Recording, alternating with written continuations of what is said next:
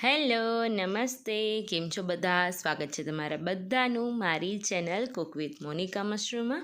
સૌથી પહેલાં તમને બધાને ખૂબ ખૂબ આભાર. આપણી ચેનલ પર 99,000 યસ 99,000 સબસ્ક્રાઈબર કમ્પ્લીટ કરેલા છે.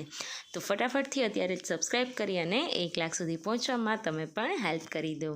તો આજની આપણી રેસીપી છે ઇન્સ્ટન્ટલી બની જાય તેવા પોચા રૂ જેવા ઢોકળા. તો ચલો આપણે વધારે સમય ન બગાડતા રેસીપી શરૂ કરીએ. સારી લાગે તો બીજાને શેર જરૂરથી કરજો. આથા વગર દાળ ચોખાની ઝંઝટ વગર ફટાફટથી બનાવીશું.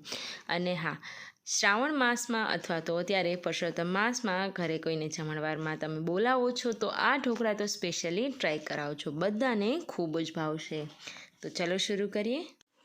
એક મોટી થાળી બનાવવા માટે 1 મોટા કપ જેટલો રવો લઈશું. જે કપ તમે અત્યારે જોઈ રહ્યા છો. ઘરના કોઈ એક વાટકાનું માપ પણ સેટ કરી શકાય.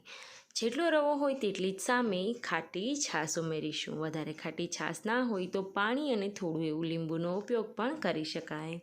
ત્યારબાદ અહીંયા સ્વાદ અનુસાર અથવા તો અડધી ચમચી જેટલું મીઠું ઉમેરીશું. થોડા એવા ફ્રેશ કોથમીરના પાન ઉમેરીશું. તમને અહીંયા ફુદીનો પસંદ હોય તો થોડો એવો ઉમેરી શકાય, જેનાથી ઢોકળાનો ટેસ્ટ એકદમ અલગ આવશે.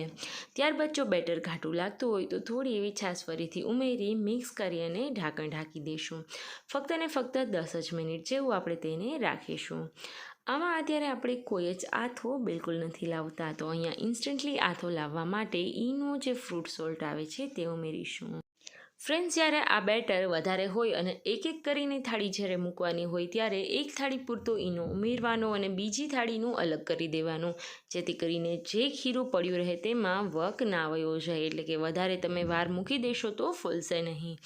હવે એક પ્લેટ પૂરતું અહીંયા મેં તેલથી ગ્રીસ કરી લીધેલું અને ગ્રીસ થઈ જાય ત્યારબાદ બેટરમાં ઈનો ફ્રૂટ સોલ્ટ ઉમેરી દઈશું.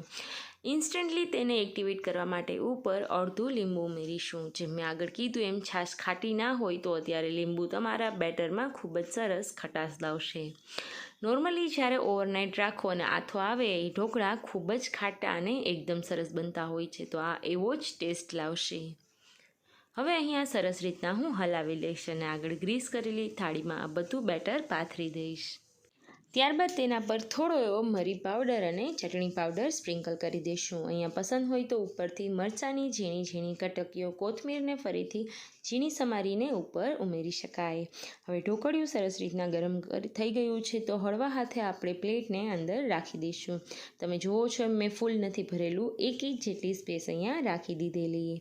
હવે 20થી 22 મિનિટ જેવો સમય થઈ ગયો છે અને ઢાંકણ ખોલીને આપણે ચેક કરી લઈશું. જો ચપ્પુ નીટ અને ક્લીન બહાર આવે દેટ મીન્સ આપણા ઢોકળા સારી રીતના કૂક થઈ ગયા છે. હવે અહીંયા તેને 5થી 7 મિનિટ ઠંડુ થવા દઈશું.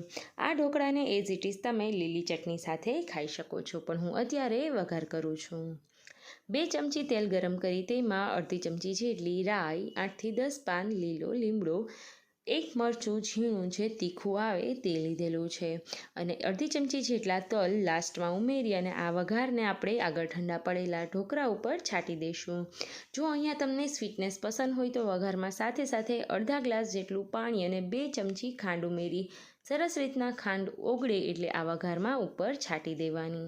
તો જેને એકદમ ઇઝી અને ટેસ્ટી, બિલીવ મી ફ્રેન્ડ્સ, જો તમે તીખા મરચાં ઉમેરશો તો આ ઢોકળાનો ટેસ્ટ ઓર સરસ આવશે.